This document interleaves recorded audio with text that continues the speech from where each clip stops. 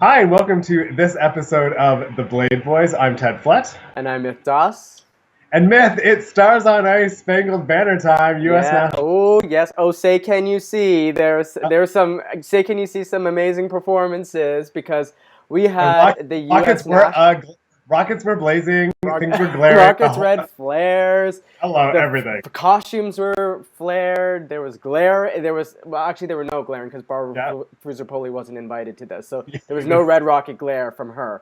But we were flaming. Everything was happening. what else is new, really? Yeah. But yeah, the U.S. Nationals happened in St. Paul's, and it was quite an event, a huge event because it was very competitive in a lot of the disciplines. And I think, by the way, I think it's just St. Paul, Minnesota. I don't St. think it's St. Paul, Paul. oh, it's, I think St. Paul's is like where Princess Diana was oh, buried. No, sorry, Americans. Oh, we're sorry, Americans, already off to a roaring start. that's okay. Well, why else to go to Minnesota other than figure skating? But no offense, or to watch the Timberwolves, right? If you're into Yeah.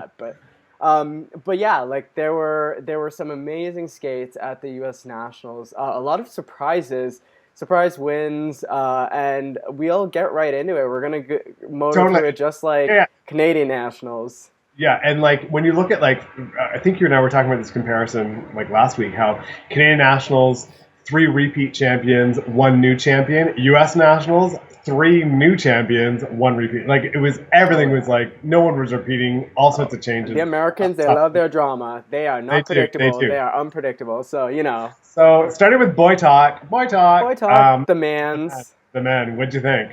Okay, well, the U.S. men, they had overall a really great competition. I like first of all, we'll start with Adam Rapon. Congratulations, being the new U.S. champion, being the first U.S. champion to be out while he won. I mean, Johnny Weir, he Yeah. inevitably came out, but like kudos to Adam Rapon for being the first out while he won it, U.S. Men's champion, and there's some controversy surrounding his win because Adam Rapon, he goes for the quad lutz, and I mean there were pretty good attempts here, but they were actually instrumental to his victory, which was very slim over Max Aaron, the silver medalist, and still quite slim over the bronze medalist Nathan Chen, who we will get to, who was a technical powerhouse. But yeah, Adam, he skated really well. I think he showed that like the U.S. men can really exhibit sophistication and class, and don't just make it necessarily about the jumping elements. However, I think the judges were very generous to him, and this I don't want, as much as it might be trivializing it, like this title was a bit of a gift to him because the technical specialist was really generous on like some of his quad attempts, definitely on his triple H triple toe in his free skate, which on replay was like it was like very obviously under rotated, and it was kind of one of those things that I'm like, okay, like you're not catching that, and then on top of that, you give him exceedingly high component scores over Max Aaron and like almost 10 points I over think, Nathan Chen. yeah, But I'm not going to argue component scores. I think Aaron Rapon is in a class of his own. I think we might have recalibrated where he's at because if Josh Ferris or if Jason Brown had been in the competition, but without those two guys, this was the leading artist of the pack, who's the most interpretive, the most expressive, took advantage of the music that he had, and really sold it. I don't take issue with his component scores. The technical, like the element scores are, yeah, there was some funny judging there, but I think you won it on the components marks fair and square. oh, I think, well, you say he did win it on the components marks, and it was the components marks that allowed him to like win because like he didn't have the best short program. His free program, I felt like he really performed it the best of Yeah. all the U.S. men.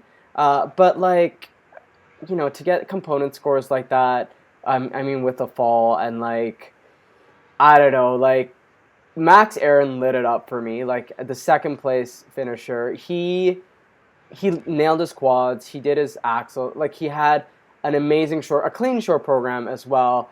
And when you have a short and a long program like how Max Aaron did, honestly, that's the person you want as your U.S. champion because it's the second year in a row that a skater without a quad, and I'm gonna say without a quad because even though Adam Rippon attempts one, he's gonna get a bit of a wake up call, I think, internationally, like as he has this season when he goes for the quad Lutz. It's not gonna get an under rotation. It's probably gonna get a downgrade, in which case it's scored as a triple Lutz instead of a quad, and it's worth like 6 or 4. yeah, or something. and the 6 extra points of base value that he'd get, or like I guess 3 or 4 because even with an under rotation.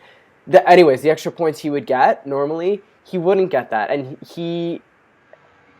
I mean, Johnny and Tara were actually quite vocal about this afterwards. They were like, I think the U.S.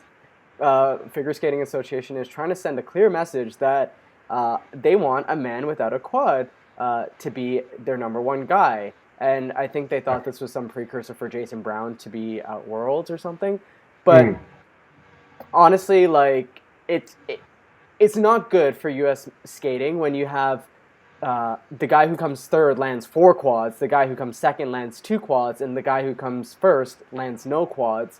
But why is I mean I guess that's unfortunate if you subscribe to the rule that jumps create a winner. And I think the judges were saying that it's not just about the jumps. Like Nathan Chen was excellent. His presentation wasn't great. It was mostly crosscuts between the elements. Yeah. So he got the component score accordingly. On the technical score, he broke 100. So had he backed up his jumps with his performance, skating skills, transitions, all that good stuff that draws out great component scores that start to approach the 10, then he would have been champion, but he wasn't doing that. So I don't know. I think at the end of the day, you've got your top 3.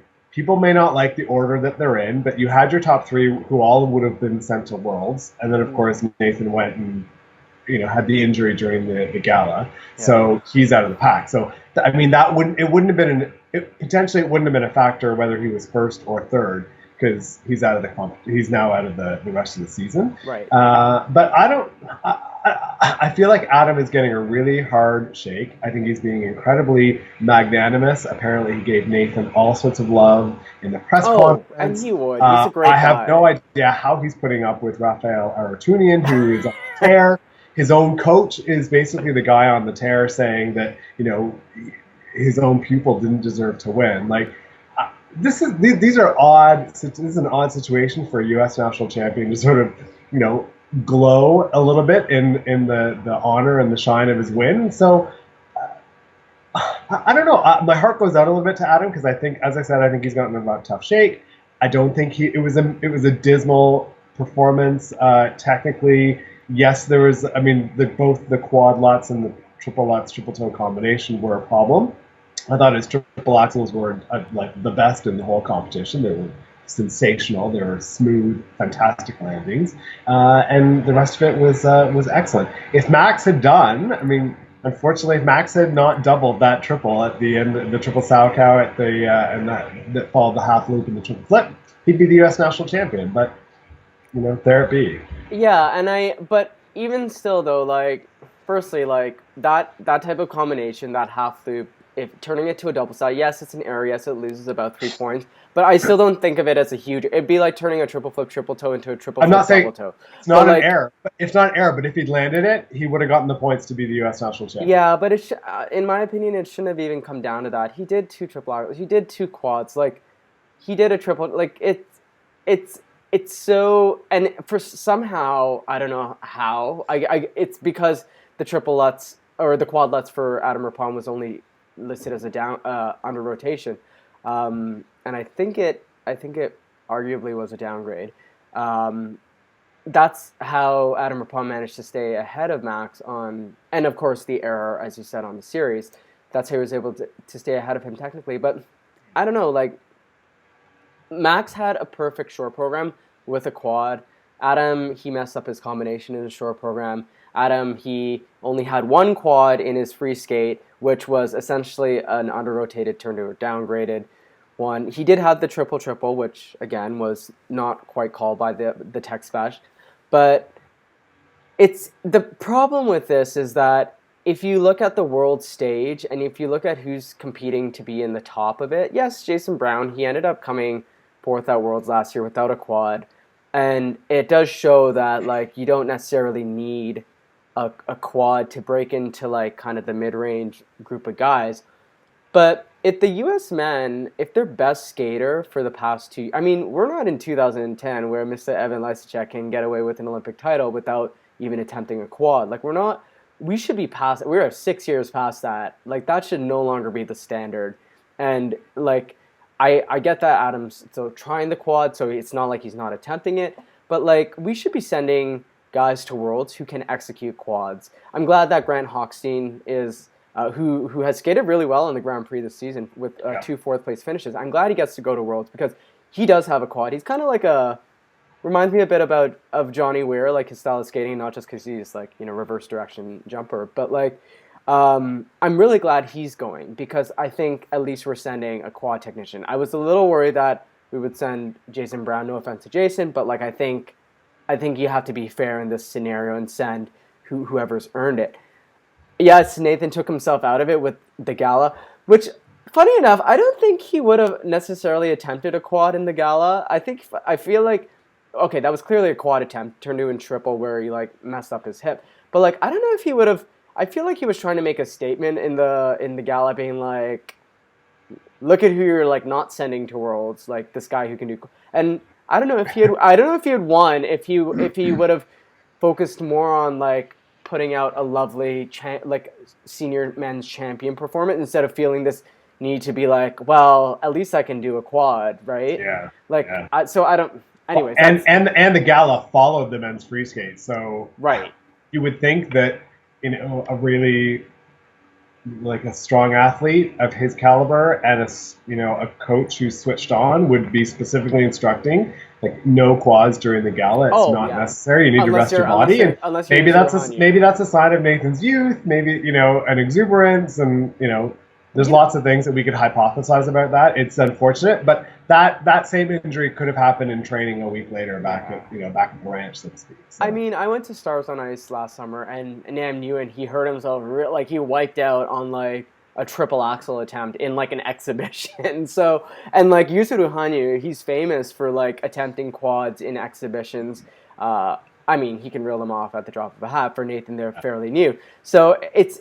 I kind of like that like men are like in their exhibitions they're still pulling off like the big tricks instead of like in the past where you're like, I'm going to just do my double axel and a 3 rotation spin and then, sell my program, which is totally cool too. But that was a little bit rash of Nathan to do. But that still doesn't take away from the fact that he is the first skater, not internationally, but whatever. He's still the first skater to land 4 clean quads in a long program. And I thought it was going to be Boyang Jin because, he does like 12 of them in his long program or something. No, he does 4 too. But yeah, he honestly, if he weren't allowed to repeat, he would probably try for 12 quads. Totally. Right?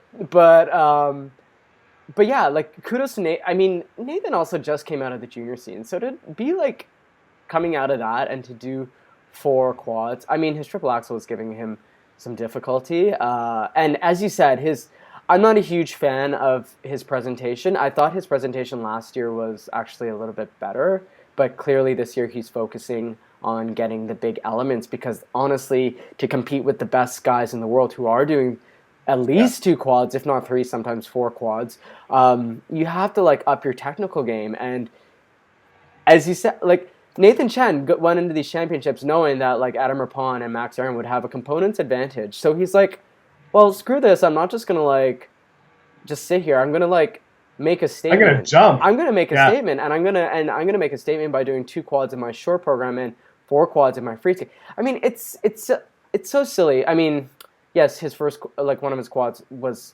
kind of a step out or whatever, but for all intents and purposes, he had 6 quads.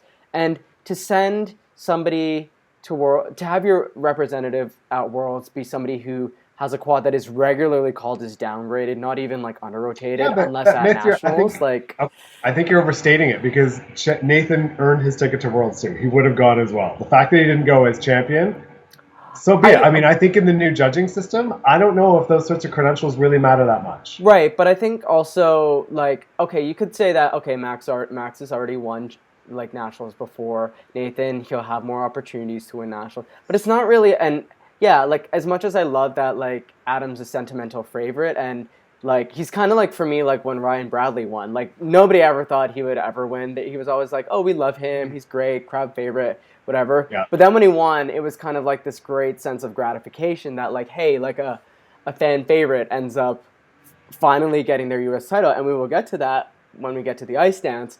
But yeah, like I think Adam he deserves his title. It was a bit of a gift based on the technical specialist's call, but looking at his career and whatnot, he's one of those skaters that it would be remiss for him not to have ever been U.S. champion. It's unfortunate that it has to come at the expense of Max Aaron, who skated a clean short program with a quad and essentially a clean free skate with two quads. And like that's about as it's really disheartening to somebody like Max when you skate essentially as well as you can skate and you still lose to a guy who doesn't do a single clean quad in the entire competition.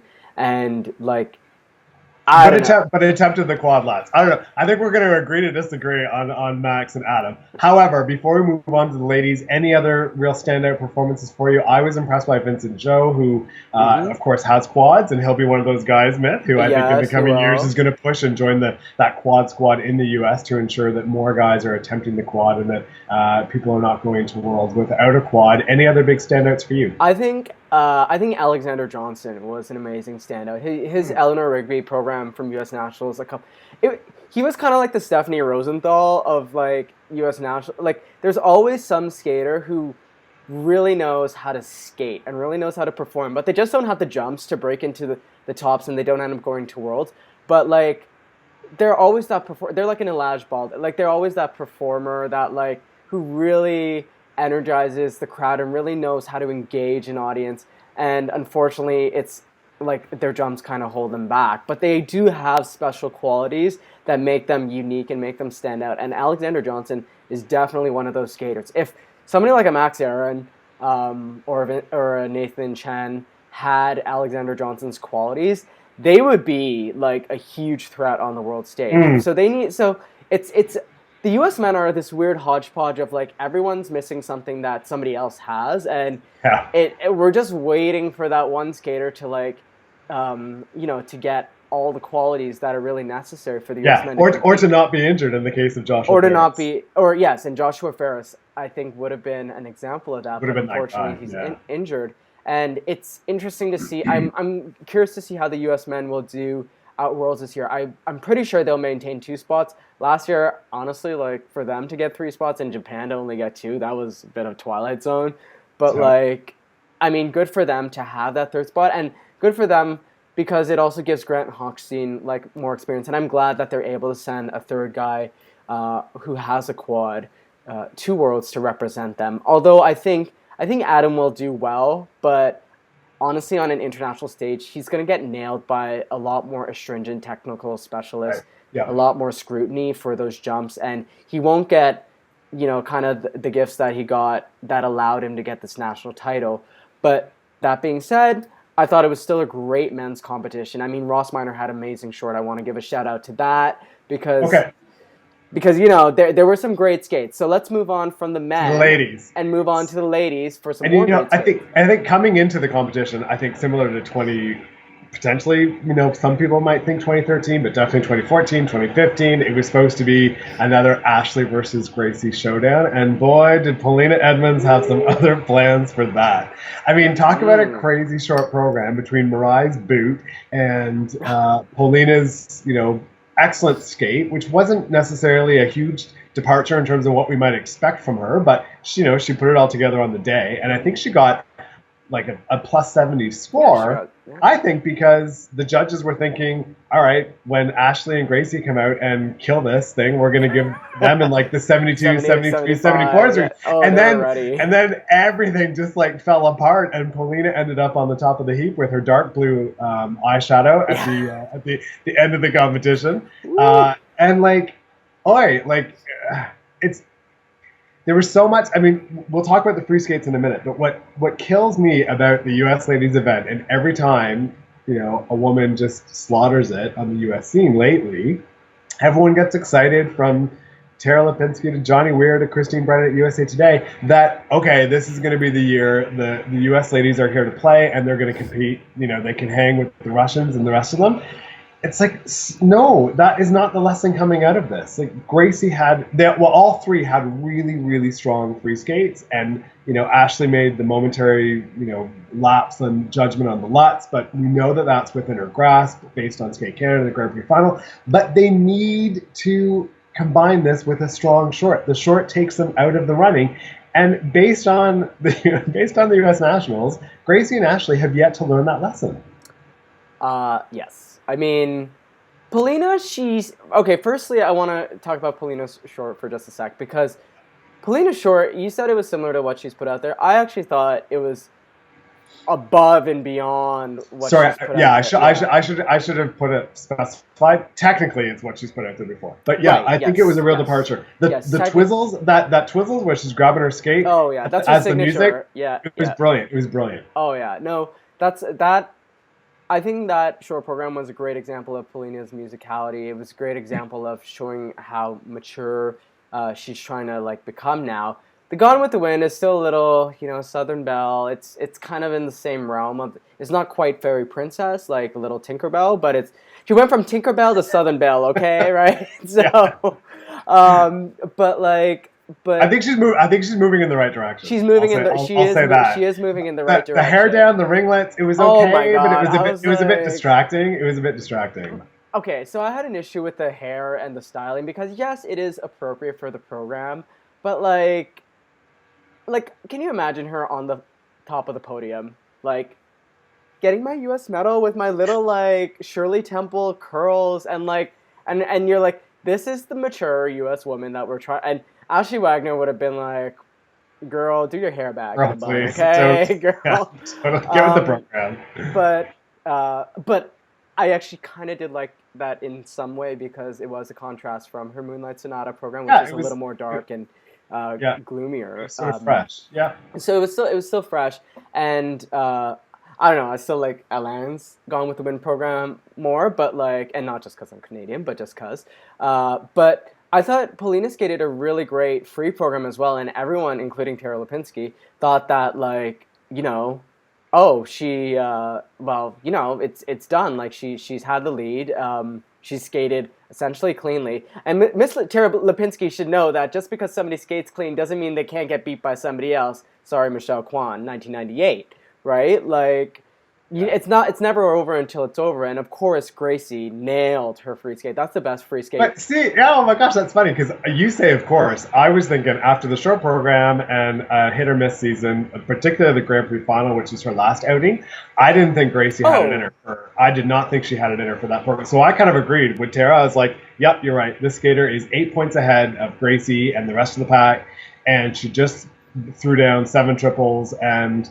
Showed an improvement in terms of her free skate, and her choreography, and so forth. It's unfortunate that she had that little little mascara. Oh, was it 6, not 7? Yeah, that little mascara issue she had though. At the end, I don't know if you saw. There's a blob of mascara. It's someone needed to take her aside after a part and and just clean out the mascara. But she's never that. I don't know. She doesn't have that team to do that with her. But which Ashley, for example, would have had taken care of.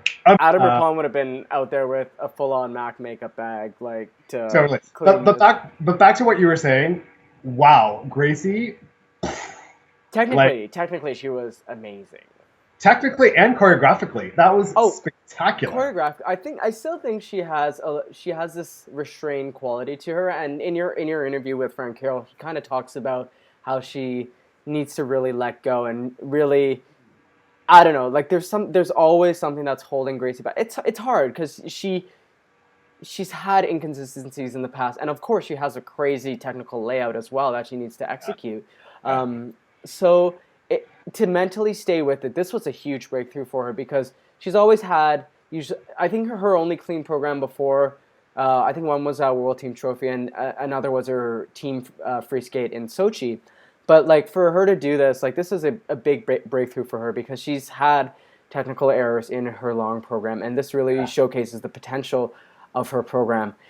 Like there was not a miss Yeah, at all. I thought the triple toe at the end of the double axel was like, oh, was that a bit squeaky? But no, it was clean. I mean, that program, the triple Salchow and the triple flip at the end, which I was like, okay, she's gonna like, this is gonna be it. This will be the mistake. And she especially was her flip. Her flip has been giving perfect. her so much trouble, like in the Yeah, past. But and then last year at U.S. Nationals, she went down on the Salchow, and wow, she was amazing. Like, totally impressed. And if she can, I mean, if she can repeat that free skate and the short program at Trophée Lalique early in the season, I think she's absolutely a gold medal contender. Trophée Eric Bompard, okay, girl.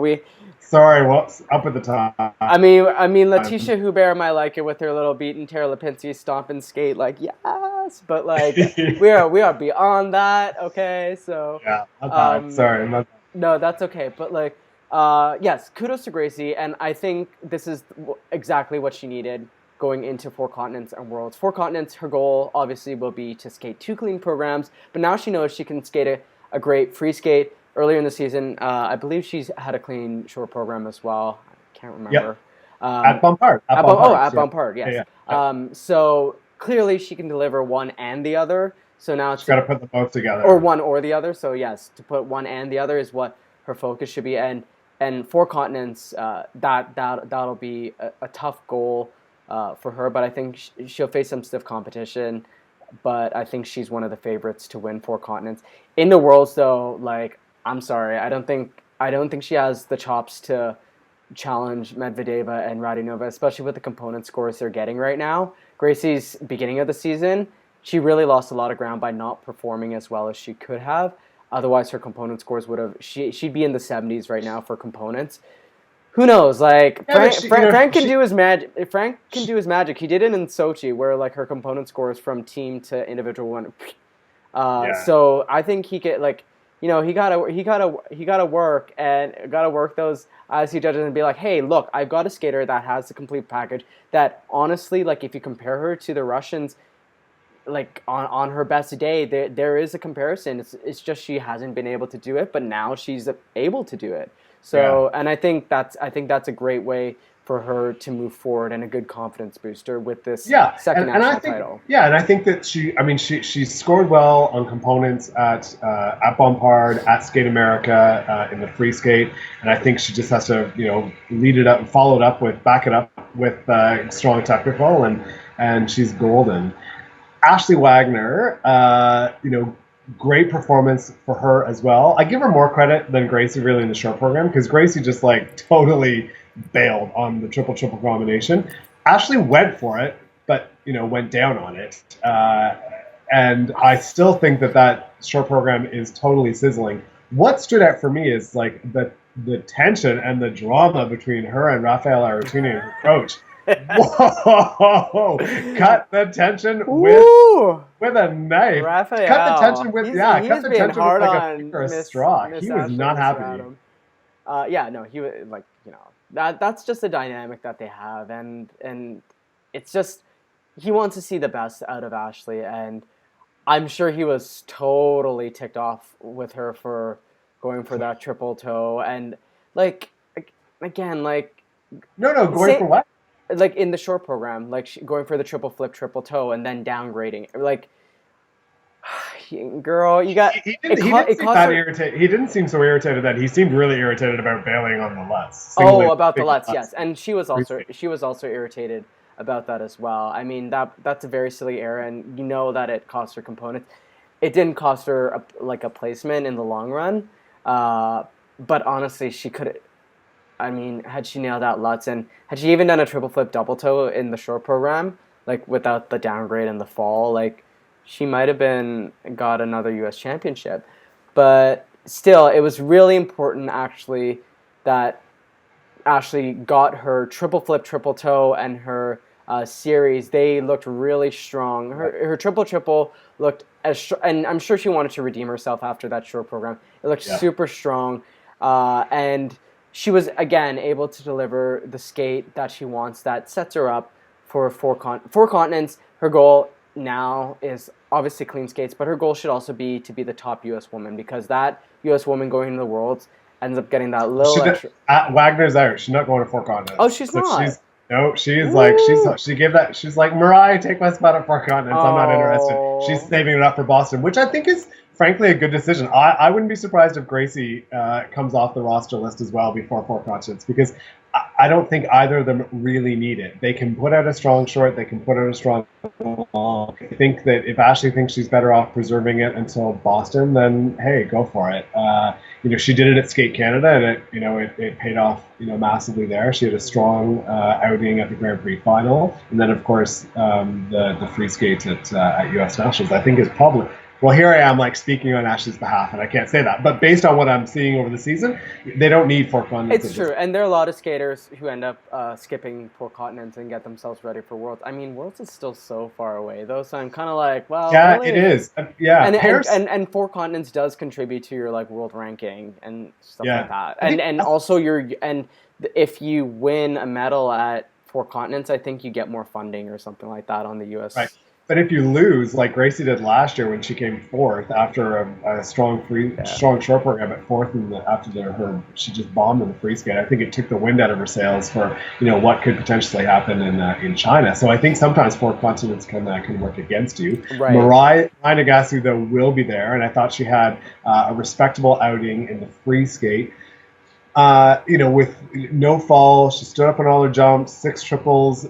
I didn't see many or any under rotations, which I think for her is remarkable and a really strong positive sign. I thought, I feel like we're sort of repeating what Tara Lipinski said in her commentary, but I thought Tara Lipinski said it well, that for a skater who says she really loves skating, it's not always evident. And I thought that, to me, spoke volumes for Mariah. Like, I sometimes do wonder if she's just going through the motions out there on the ice as compared to her really dynamic U.S. national outings and seasons in 2008 and 2010. So hopefully she can get that spark back, and coming forth here, and on the podium with that little pewter. Oh God, I wish I got pewter. I would have so many pewter medals if I ended up getting. You'd be a medalist. You'd be like a repeat medalist. I would be the Peter King if I got medals for every time I ended up fourth in something.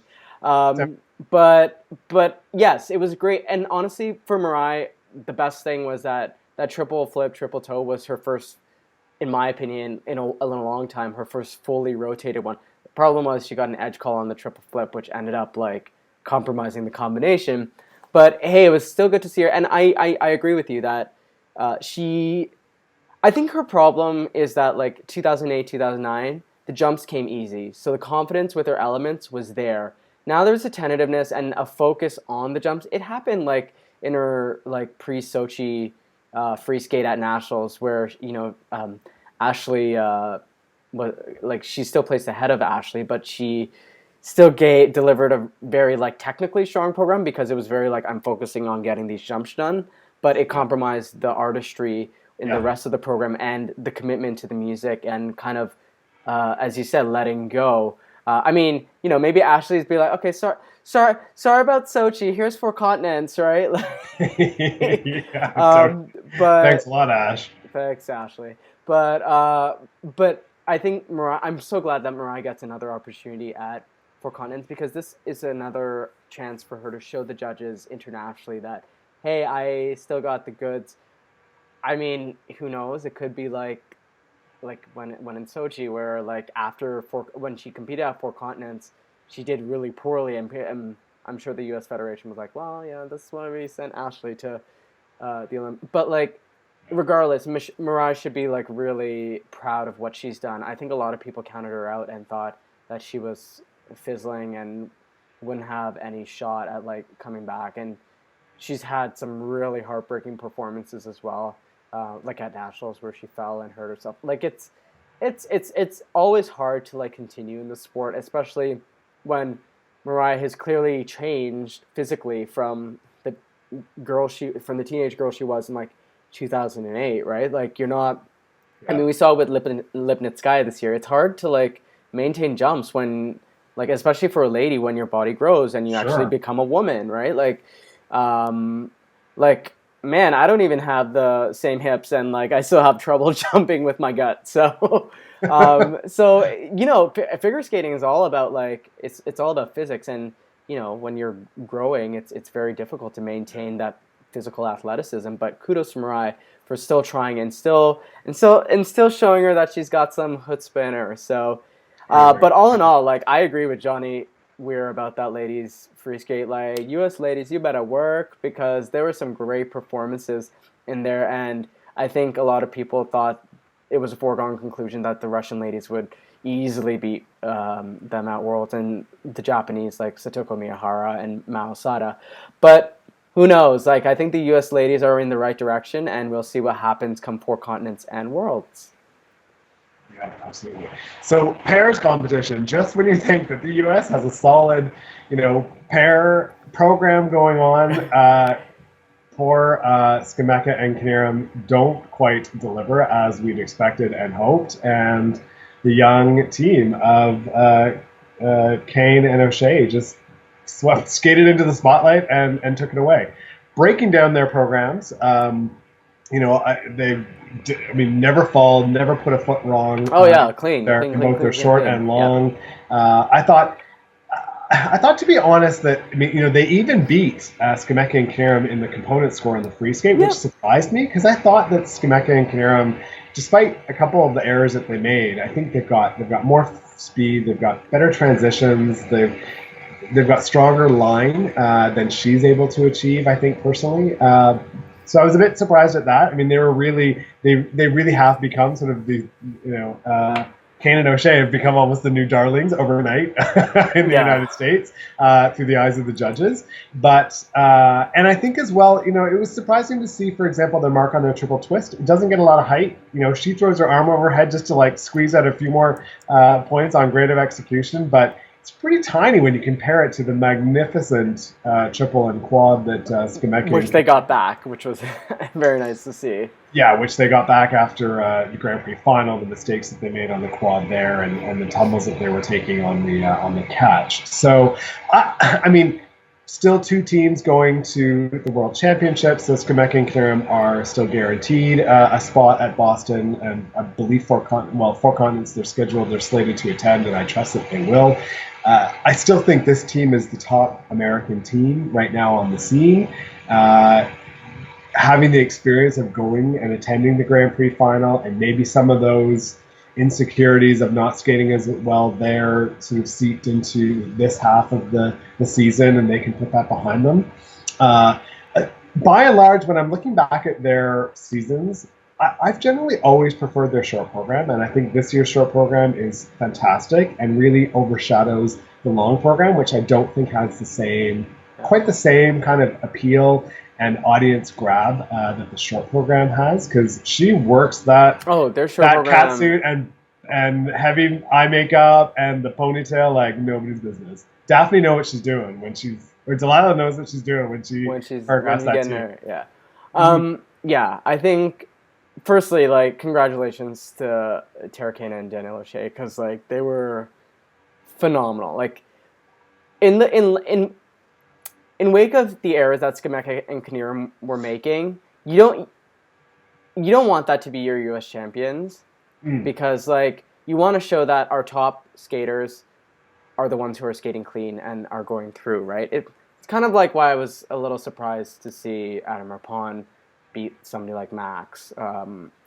But like, regardless, like Kane and O'Shea, they had wonderful programs. I think because they had skated clean, they ended up getting that components bonus. But they still everything that they did do had great quality of execution. It's going to be a bit of a quandary, like as to who the top U.S. team is, because I think Four Continents will do that, and Kane and O'Shea basically skated as well as they can skate, whereas Skemeka and Knierim skated far from their potential.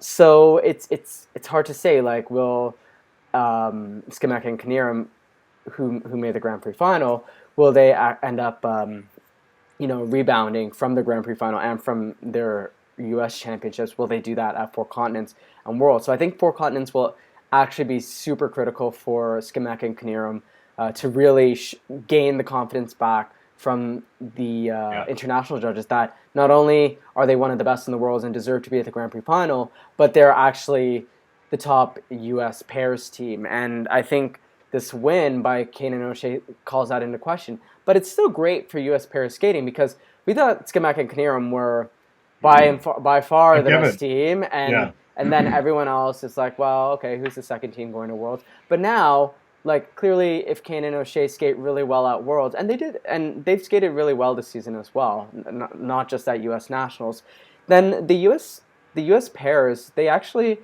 I don't think they have a chance of getting 3 spots, but like they still have a chance of getting 2 top 10 teams, and I think that's nothing to shake a stick at.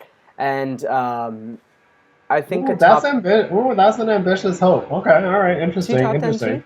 Yeah, I think it is possible.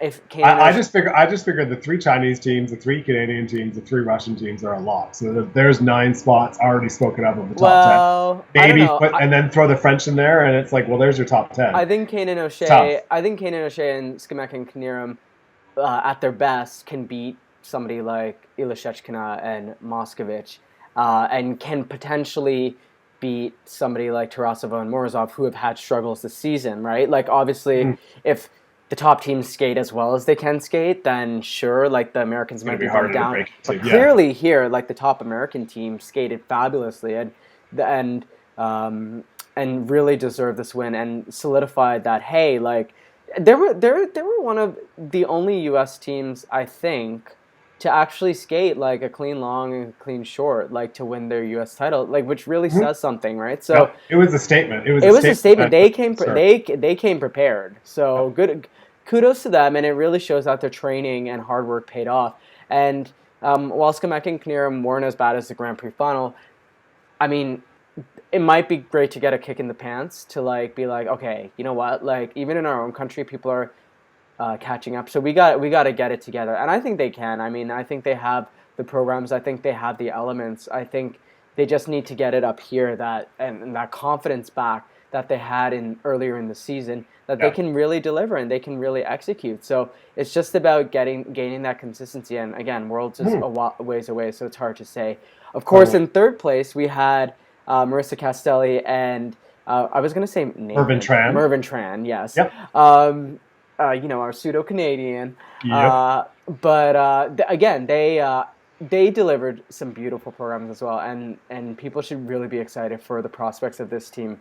I think once they get that comfort level, they'll end up trying more tricks, maybe even incorporate the quad Salchow throw again, which Marissa did with Simon Schnapier.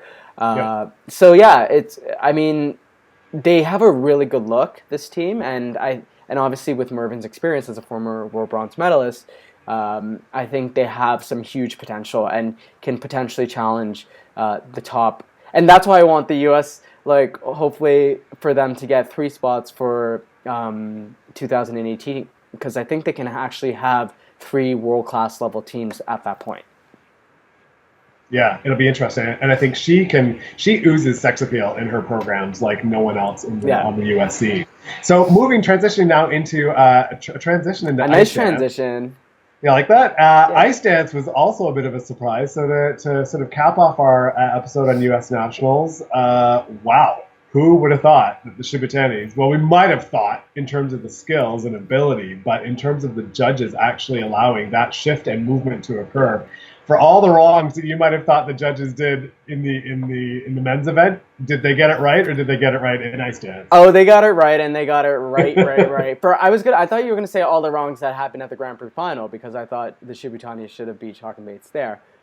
But regardless of that, finally the Shibutanis had their national title, and I mean, I was so happy. Like, I think at the U.S. Nationals, the judges gave crazy component scores and crazy, like, to the team or skater that they thought should win, right? Like, we saw it in pairs where there was such a discrepancy between Skamec and Knierim who are like like the defending champions, and Kane and O'Shea. We saw it with Adam Rippon and a former U.S. champion who won Skate America, Max Aaron. Right, like I think the component scores were actually very instrumental in many of these wins, including the Shibutanis wins. But that being said, like the Shibutanis still nailed it technically as well. That I mean, Chalk and Bates, all level fours. I mean, Chalk and Bates delivered a beautiful free program, but as the audience reaction kind of showed, like there wasn't really that standing ovation. Like they were kind of like I'm sure when the Shibutanis got theirs, like they were like, oh well, I guess they lit it up a little more, but hopefully our rep keeps us on top. It didn't, because the Shibutanis, they created magic on the ice, and their free program, other than I would say probably the French team, their free program is like my favorite free dance this year.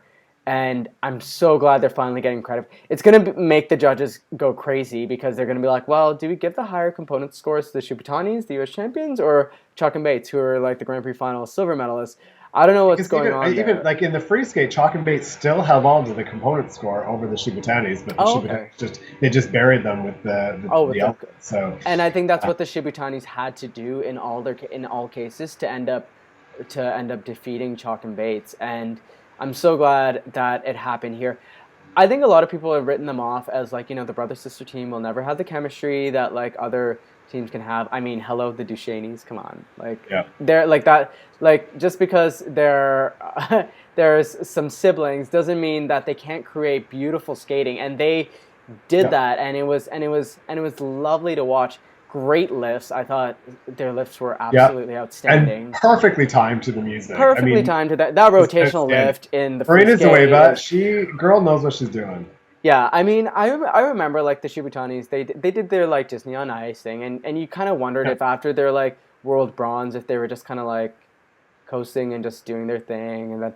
But like they brought it. They want to be top. They want that world medal back. I think they fully deserve a world medal. I think it should be between, like, if everyone skates their best, it should be between the French team, Weaver and Poje, and Shibutanis. Actually, my order, if everyone skated well, in my opinion, would be like the French, and difficulty and everything would be French, like US, and then the Canadians, because I love the Canadians free dance and whatnot, but I'm just so drawn to this free dance, and even the short dance. I love like the charm, and like the smacking Alex in the face. See, that's funny. I'm not as sold on their short dance as I was on like Chalk and Bates, who changed in their originally choreographed short dance for a new one, which I think is actually pretty good. I like the costuming. Their twizzles, I find Chalk and Bates twizzles are sensational, and they cover a whack of the ice. Like they really cover distance versus say Shibutanis. Oh, okay, Chalk and Bates. The short dance, the short dance specific. Yeah, okay. Yeah. I find it really strong, but I agree with you on the free dance. The Shibutanis win it.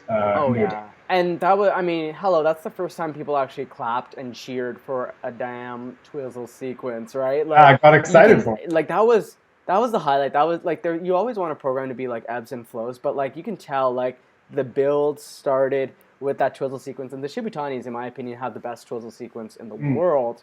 I mean, I do love Stepanova and Buchan's like little spin thing, but I think the Shibutanis, they don't just make it an element, they make it a highlight. And so many people, the twizzles are like nail biting, like are they going to be in sync? Is anyone going to screw up? Okay, good, they're done. But this one is like there's a twizzle and there's another twizzle. It was like the Oprah of twizzles, like you get a twizzle and you get a twizzle and you get a twizzle, and it just builds this excitement, which really set the tone for that latter half of the program, which of course was perfect for the music. And they're a great example of a program that uses lyrics that isn't like, sorry, Elena Radionova, but that uses lyrics that enhances the overall effect and the overall performance. And I mean, kudos to Chalk and Bates for holding it together. They've had some twizzle issues earlier this season, and they've had switching up their short dance. I love the dark guys though. They've got to be thinking, what on earth do we do? They've lost ground to the Italians. They've lost ground to the Canadians. They've lost down to the Britannies Well, now. I they was did really, beat the Italians at the Grand Prix final though, so they do but they didn't early in the Grand Prix season, and I think right. they're still vulnerable to the Italians Oh, potentially in Boston. I agree. I think the Italians will definitely be fighting off the Shibutanis for that bronze medal because I you would have to think that if everyone skates their best, it would go to like the French um, and Weaver and Poje. But it'll be interesting to see what happens also at Four Continents because you do have a lot of Canadian and a lot of U.S. teams. I don't know if it's the smartest for like Weaver and Poje to go up against the two U.S. teams at Four Continents, but I think also all these teams will be going to Four Continents to use that as a vehicle to boost their component scores a little bit because like I mean, figure skating 101, if you keep delivering clean performances, the judges are just going to keep boosting your scores up. Like, doesn't matter if your program really changes or like if you improve. It's about being clean, and then I mean, whatever. But I think this was a huge statement for the Shibutanis, and I'm so glad to see them back on top because I think they should be. I think Not back on top for the first time. This is the first. They've lived in the shadow of Davis and White for years. Right, but like I mean, like yes, of course they have. But in the spotlight. Yes, and they had their NHK win as well, and to go with this U.S. Championship, they finally they're. It's not like they've caught up to the Chocolate Mates. I always thought they had caught up. In many cases, I thought they'd surpassed them. I thought at the Grand Prix final last year, like not this recent one, but the one before, they got shortchanged in the short dance. So I think the judges just now that they're U.S. number one, I think the judges can finally give them like look at them differently and give them the marks they deserve because I've always felt they were underrated and I think that I think they finally have the vehicles that can get them back on top and get treated seriously again and not be overshadowed by all these other U.S. teams that are still doing great. Yeah, and speaking of which, rounding out the ice dance field in third place, I thought Hubble and Donahue didn't just sort of settle for the bronze. There's there's a significant distance between them and the fourth ranked team, and I think they're closing the gap a little bit on the Shibutanis and Chalk and Bates. I still think that their short dance is one of the best in the entire field internationally. It's glorious. It just fits like a glove. It suits them to a T, and they're making significant ground as well in terms of their scores that they received on the free skate. I think it's great to see them that they'll be going back to Four Continents and to Worlds, and they're slowly becoming a legitimate third team that's not just sort of the add-on, but I think they're primed to break into the top 10 at Worlds and to mount a threat. I think they actually might have already been top 10, but to continue to climb the ranks and push the teams above them. I think that like with the level of Hubble and Donahue, who again I think Marie-France Dupré has done an amazing job with the programs, and she's also done a great job of like contrasting them from Papadakis and Cicerone, because there's always that like risk of like when you have two skaters, like it's hard to like, especially in ice dance, it's hard to like make them distinct from each other and create two different flavors. But like I think they've done a really great job at giving Hubble and Donahue an identity. I actually think that like obviously like even if one of these teams dropped out, like the US would still have 3 spots in the next Worlds because I mean I'm pretty sure the placements will add up to less than 13 between like Chalk and Bates, Hubble, O'Donoghue, and the Shibutanis. But what a great performance. I thought it was a very solid bronze medal performance. Yeah. They were very close, actually, technically, to Chalk and Bates, especially in the free dance. So it's going to be a battle, and what an exciting time for U.S. ice dance to have 3 wonderful teams. I think Canusio and McManus also skated well. I love their Beethoven program. Hawaii and Baker, also great. Like, even if these top 3 teams retired, there would still be 2 great ice dance teams. Yeah. So they're like the U.S. ice dance is kind of like for a while how the Japanese men and the Japanese ladies were like, even if the top 3 goes away, like there's still a new or like the Russian ladies, like there's still a huge wave of talent and a huge depth in this country for this particular discipline. So I was really impressed, and again, like with the Shibutani surprise win over Chalk and Bates, I think it's the right. I think it was the fair thing to do, and I'm glad that the judges gave. Finally got that right. Yeah, finally got Yeah. that right, Yep. and I thought it was a great way to sort of round out the competition as well. So listen, thanks so much for watching this episode of the Blade Boys and our recap on the U.S. National Figure Skating Championships. For more, go to the great discussion boards and the content that's at Golden Skate at goldenskate.com. Also, don't forget to comment on this video. Tell us what you liked and what you didn't like. Follow us on Twitter, like us on Facebook, and stay on top of all the news that we're hopefully churning out over the coming weeks as we gear up for Boston World Championship. So this is Ted Flett signing off with Mitt Doss, and these are the Blade Boys saying see you in the next recap. Thanks very much. Thank you.